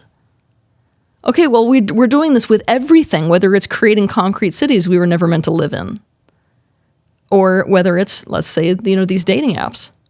We are not designed to take in that many partners or potential partners. We're not designed to evaluate that many social connections. Our brain has a very difficult time understanding the difference between what's real and what is seen on a screen also. So the reality is we might be filming somebody and they're sitting in their apartment for an entire week straight. But in their head, they've met 100 people because of the way that they've interacted with them online. Oh, shit. We're becoming more and more and more and more and more and more isolated, which is also something we're not designed for. We are designed for contact comfort, and we are losing contact comfort. I mean, you and I could do like a whole show on just this, But it's like our technology has pushed us above and beyond what we can handle biologically. And I mean, we were even going there with the news, As a species, we're only able to deal with so many threats. If you're reading the threats that exist in every single country and identifying with like 70 threats at a time, the nervous system can't actually handle that.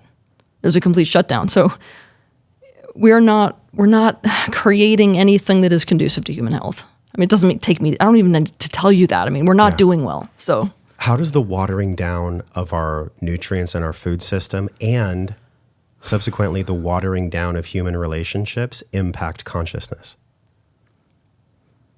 Well, whenever the temporal aspect is out of alignment with the non-physical aspect, a person can't maintain enough energy to progress at the rate where they are capable of progressing. I mean, it's very difficult. I mean, the problem is really in the connection between the temporal and the non-physical, right?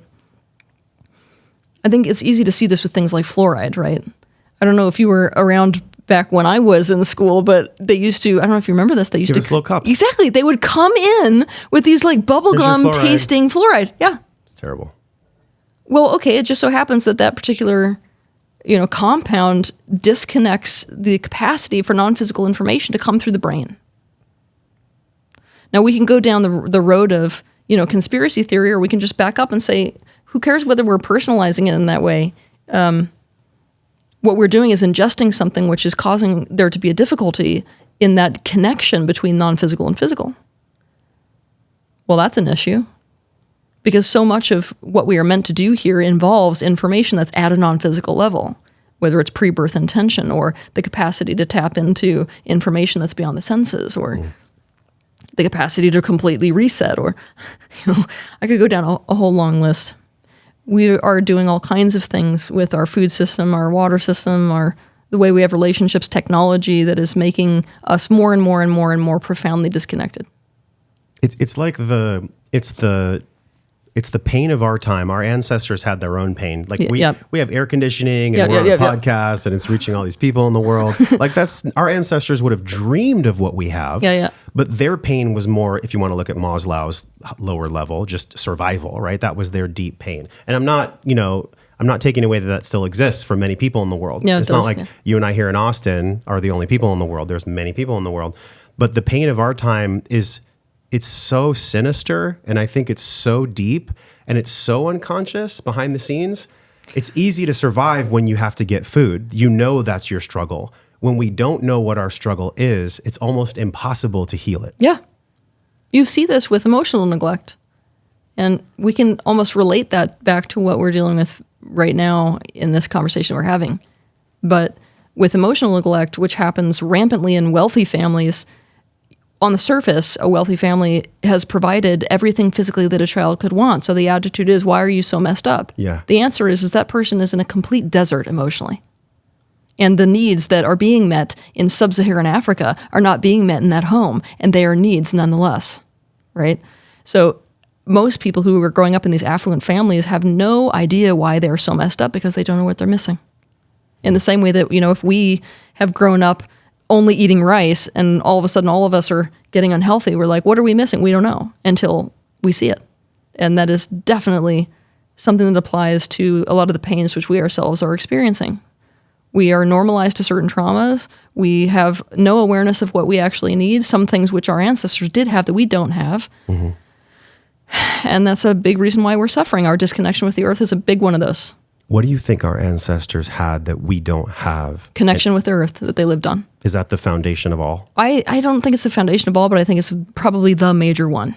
Mm-hmm. At no point in history was it an option or a luxury that our ancestors had to be out of attunement with the environment that they lived in. Yeah. They had to understand it. They had to be connected to it. They had to be able to perceive it. They had to be in some kind of a symbiotic relationship with it. Now it's like, how many people even look at the weather report? Do you understand what our ancestors were doing? They're like, wait, you didn't understand. You didn't even look. There's rain coming. We have to prepare. Yeah, look at what's happening in Southern California right now. We live with this mentality that our ancestors couldn't have of like, oh, it's just the environment. Somebody's going to take care of it. Well, guess what? You just lost your house. They were living much more in that reality every day. And what it created was this profound connectedness with the environment that they live in. That feeling of connectedness with nature itself does more for even our biological organism than most people have any awareness of, which is one reason why I feel like it's so important for us to preserve these natural places where people can actually go out into them and feel what it is to put their feet on the earth and, raise children to have a sensitivity to, this earth that they are so incredibly connected to and that they generate from ultimately. I think at first audible, somebody might say, well, of course, Teal, but are they actually doing it? I think knowing and doing are very separate. So if someone knows that nature literally on a cellular level can heal you because that's what our ancestors did for millennia, then why do you think we make up excuses not to connect with nature? Like, what's the story that we're telling ourselves there about why we can or why we shouldn't? We're too busy. It's not shouldn't. It's just everybody's too busy. It's just priorities. We prioritize different things. There are people here who really prioritize their connection to nature and they chase it their whole lives. I grew up with two such parents. They decided very early that the most important thing for them was nature. And so they raised us in the middle of effing nowhere. Okay.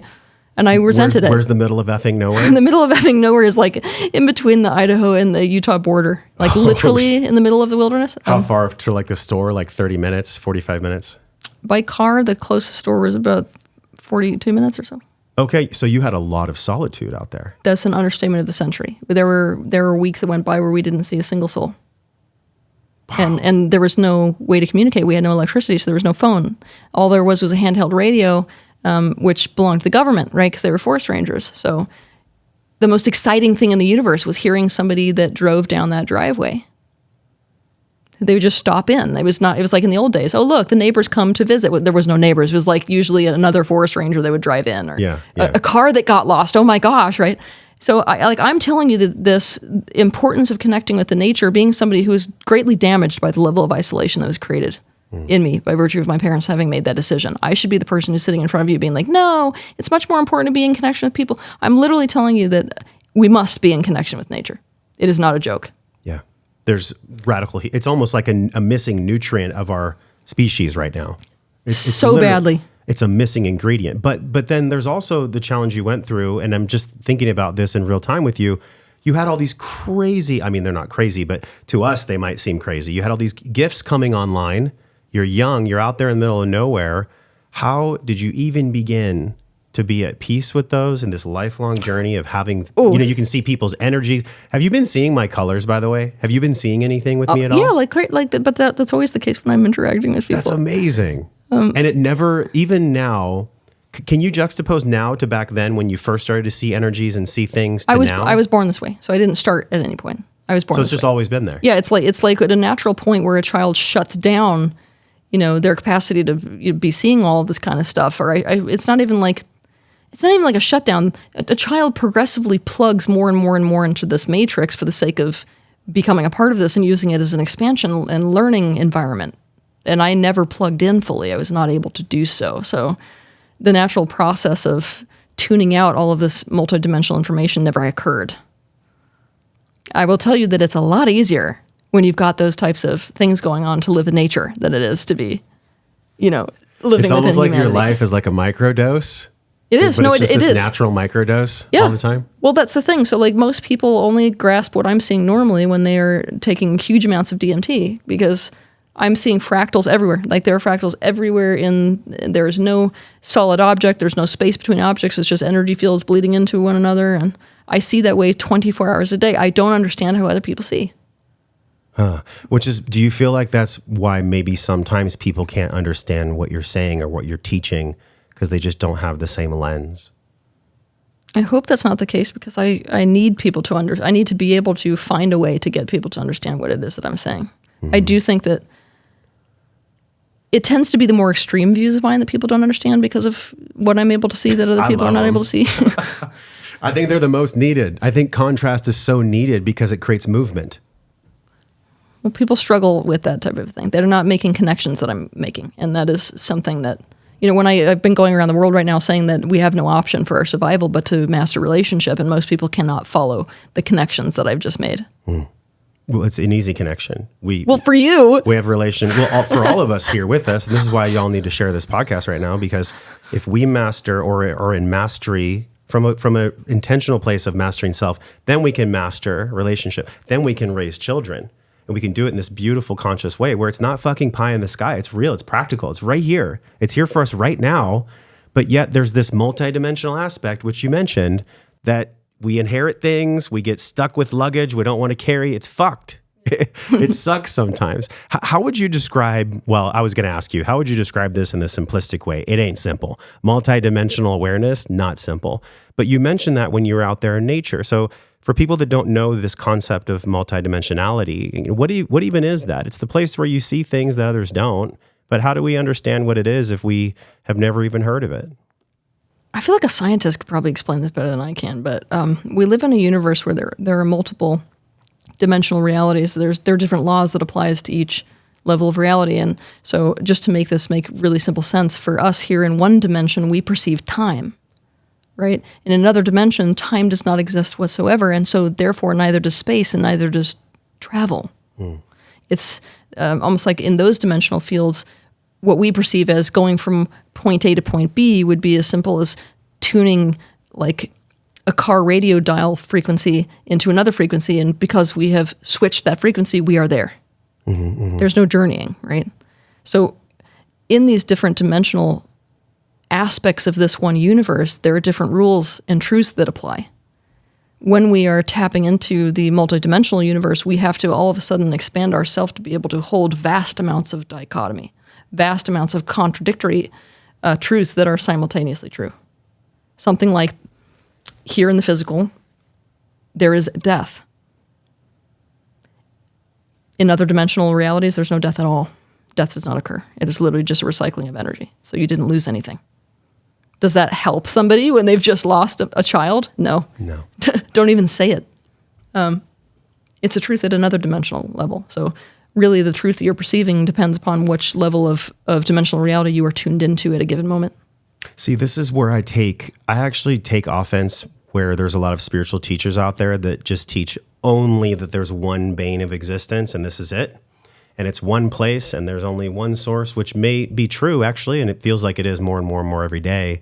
But yet, if God wants to experience God's self or the creator wants to experience the creator self in unlimited ways, then there would need to be duality. So yes, it's all great to say there's a singularity and we all come from one, and that's true. But that doesn't practically relate to this 3D reality and experience. It just doesn't. Well, just like you, I have a problem with negation. And the issue that you're having, if you want to put a word with it, is spiritual teachers who use higher dimensional information to negate lower dimensional information. And even the use of the word higher versus lower creates a construct in our mind where one is better than the other. Yes.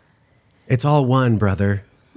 I'm like, what? So rather than using higher and lower, let's use objective, more or less objective, right? When I'm using the word like a higher dimensional reality, it accounts for more of the story of the lower dimensions. However, it doesn't directly reflect it. So I've got an issue with, and so do you, spiritual teachers who use, say, 11th dimensional information like, pain is a construct. Pain is primarily about beliefs. Are they right? Actually, they are. But when you use that to negate the reality that somebody has gone through in a 3D type of trauma experience, for example, it's damaging and it's negating and it's avoidance and it's resistance. And there's all kinds of issues with it. So if you're tuned in at all to whether somebody is in an integrative mode or not, immediately when they start to teach from that negating space, you're going to feel the resistance in them, and it's going to feel like inside your internal system. It's going to feel like a no, cheese grater, rub. That's what I feel. Yep. Yeah. And in a way, I also can see that it really disrespects and kind of slaps people in the face that are struggling. It's a way to create a holier than thou system where if everything's all one and they teach from the 11th dimension, well, that dimensionality and the laws and from that dimensionality don't apply to here in the same way they do there. Yep, and I think that's what people miss so much. Me too. You're like literally, you're just like preaching to the choir at a level that is like, this is one of my biggest problems in my field. Is this something that comes up in crowds? Where my God. Someone will stand and be like, Teal, it's all one. You don't understand. It's all one. I feel like I spend my whole life trying to undo what other spiritual teachers do. This and it drives me crazy because I hate when we are at odds. I actually hate it. People are, oftentimes they don't understand me in this way. I'm going to tell you how I'm majorly misunderstood, right? I hate confusing people. My favorite thing in the world is when I've got some kind of congruence with other spiritual teachers so that the people who are coming into this vulnerable and learning don't feel like everybody else feels in the world right now, which is like, this person says the exact opposite of this person. How do I decide? Yeah, guess what? You don't have the thousands of years worth that somebody like me has put into this. You don't have it. So it's a horrible position to be in. I very much appreciate that. I can't stand it when we disagree. But yeah, most of my job, a large majority of my job is undoing other spiritual teachers' teachings. Yeah.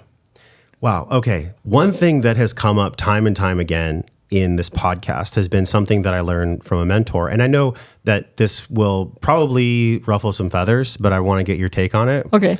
And I also know from your teachings and your work that you don't identify with religion because religion is divisional in nature. Yeah. Is that still true for you in the same way? Yeah, I mean, like there's obviously in any religion, you can find these grains of absolute truth and whatever it is. But as a whole, religions were created for controlling people.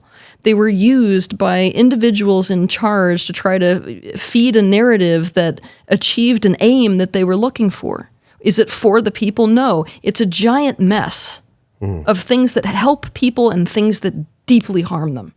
So I've got issues with it. I think it's a much more in alignment track to bring people towards this reality where each person realizes that they themselves have access to what we've been calling the divine.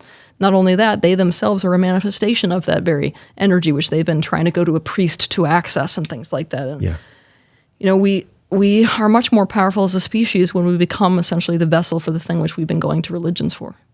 And we'd be wasting a lot less money, right? We'd be putting it in better places, I think, if we weren't feeding it into building these ginormous buildings at the risk of taxing everybody in society, which was the story for so many thousands of years. In Texas, the mega churches are next fucking level.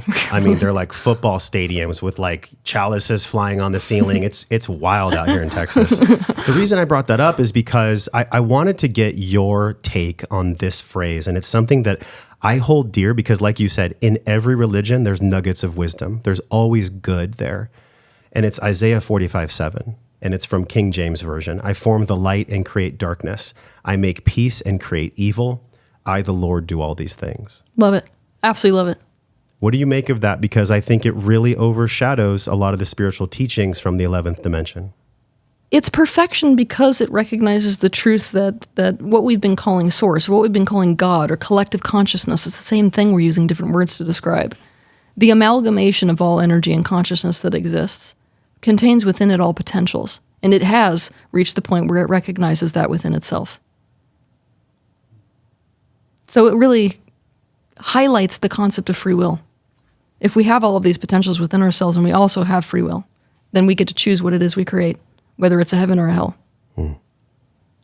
I've actually read and heard from multiple sources that portion was cut out in the later versions. Of course it was. Cut out because who wants to believe that God is the devil and devil is the God? Aha! And that's the greatest teaching of all. How could you possibly believe in something where you'd be burned in hell forever, yet the very thing that creates the all creates the dark and the light at the same time? That's pretty fucking confronting. It's confronting and it's accurate and it's true, and people absolutely have the capacity to expand wide enough to hold that truth, and they must. They must. Otherwise, they will never be able to contain this aspect of themselves. I feel like in every part of this podcast, we've touched on this core essence of not just doing the inner work, but actually having the courage to look in the mirror and be like, wow, I'm dark and I'm light. Yep. And see it all. Yes. In every piece of what you've shared, there's this crux. And it's like, okay, well, you have to actually you get to choose to look in the mirror if you want to use NLP on that. Yeah. Looking in the mirror, I think, can be really helpful when having a guide. Because the very thing that scares me and all of us, I think at times, is, am I good enough to do it? Do I have enough? Do I have what it takes? Do I have enough to lead the podcast? Blah, blah, blah, blah, blah. It's all these stories all the time. And this is why I love your program. So thank you so much for sharing the program with us. You gave us a special price, which is amazing. Like, you guys, I don't go into content that much online unless it's mine. I'm going into your content. The link is joshtrent.com/teal. It's 30% off for this ancestral healing course. And it is the bomb. Thank you. I don't just say that. Like, your team really did a good job. There's modules, there's handouts. It's an actual way to get guidance and courage to look in the mirror. Thank you. And I think that that's what we really need right now. We need trusted guidance. Yeah. And I think you've really demonstrated. I just want to acknowledge you for demonstrating that you are a guide compared to so many people that have, like, let's say they've been in real estate and they made $1 billion and now they're a spiritual teacher. Yeah. That shit's rampant. Yeah. Yours is very unique. And I wonder, as we wind down, it's like, how do you see the rest of your time on Earth unfolding? I know that's a bomb drop question, but if you had to go 3, 5, 10 years, if you were to hold a magic wand in your hand, what would be the ultimate change you'd want to produce in the Earth and human consciousness? I mean, if I could have anything, it's that I was able to change humankind's mind enough that they were able to reverse a lot of these damaging processes and start to create, in whatever field is their mastery, the ultimate change within that specific field. I see that as a greater change than anything that I could do individually. Like, if I'm able to change the mind of parents to the point where they parent differently, then I've changed the next generation. If I'm able to change the mind of engineers, we've changed the structure of society that they're building. So I see a lot of the ideas that I'm offering as laying the foundation for the change that individuals who are listening to this content will be the ones to exact upon this earth. And that's the one thing that I think inspires me the very most. But what you're going to see from me in the future is more of what you do see now. I'm a female, ultimately, first and foremost, as a teacher, which is a very rare thing on this earth. And what it means is I'm highly responsive. Rather than having this vision which I want to exact upon the earth, I am playing a very profound game with whatever arises. So I will be teaching to whatever humanity shows me. And as you go on this path, do you feel the openness towards intimate relationship? Or are you so deeply called to your work that there's no space for it? No, there's a lot of openness towards intimate relationship. It's just that, what's a match to me is very rare. Where do you think this person is, if you had to pontificate, guess? I'm not entirely sure. It's just one. I actually don't know where this person is that I would be looking for, let's say, if I'm going for the first member of this group. Maybe in an old age home or in a nursing home somewhere. Why do I say that? Because for me specifically in my career, I need a nurturer on a physical level, which is an unusual trait for somebody who is in the masculine energy unless they are essentially stepping into caretaker dom status. But yeah, I need somebody who's able to provide containment in a primarily nurturing way in order to thrive here, because where I struggle and where there's a big opening for a man in relationship is in the area of the temporal world. I struggle with the temporal world immensely. What's that biggest part of that struggle for you? Navigating physical life, whether it's, fixing this or driving here or, arranging that. It's like the sort of practical, tangible elements of life I find quite difficult. Yeah. And, I could go down the road of trying to practice that, but let's get real here. You've got me in front of you. Where do you want me to go? Do you want me to channel my energies first and foremost towards my excellence here, which is to bring in more and more and more of this information and have somebody else handle those things? Or would you rather me just be like, no, it's really important to do those things. And so, Teal Swan learns how to get from point A to point B on Earth. Program a calendar. Yeah, exactly. That's what I'm saying. So I've gotten to the point where it's interesting because a lot of this process of becoming more and more aware, it's like sometimes you choose your shadows. You're like, you know what? I'm actually not going to channel my energies towards working on that. I'm going to allow myself to be skewed in this way and accommodate for that element of being skewed. And this is especially the case when I see people who are here for a specific mastery, whether it's like surgery or, whatever it is. It's like you almost have to accommodate for and accept the skewed nature of your being for the sake of your mastery. And I definitely have chosen that. I have gotten to a point where I am not going to try to master a lot of the elements of this temporal world. Instead, I'm going to bring people in where I have to lay back into them and trust them with those elements of my life so that I can do more and more and more of this as much as I can before I die. You're doing the trust fall. I'm doing the trust fall. Yeah. Yeah. That's beautiful. I've so enjoyed our time together. This has been magical. And that word gets thrown around. This was fucking great. I know people are going to feel this on such a deep level. We explored multidimensional healing, ancestral healing, the fact that moms can't do it all and pretend like they are. There's been a lot of really cool cul-de-sacs that we've gone into. But I wonder, with everything that we've touched on and some things we've gone very deep into, what do you feel needs to be said?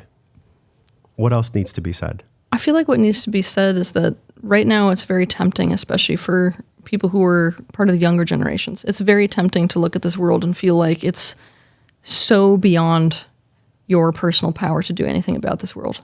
And it is very important that people remember that what you have opted into by coming into this time-space reality is a consensus reality. You came here to make this a collective painting. Never forget the amount of impact your paintbrush has on the overall picture that we are painting here.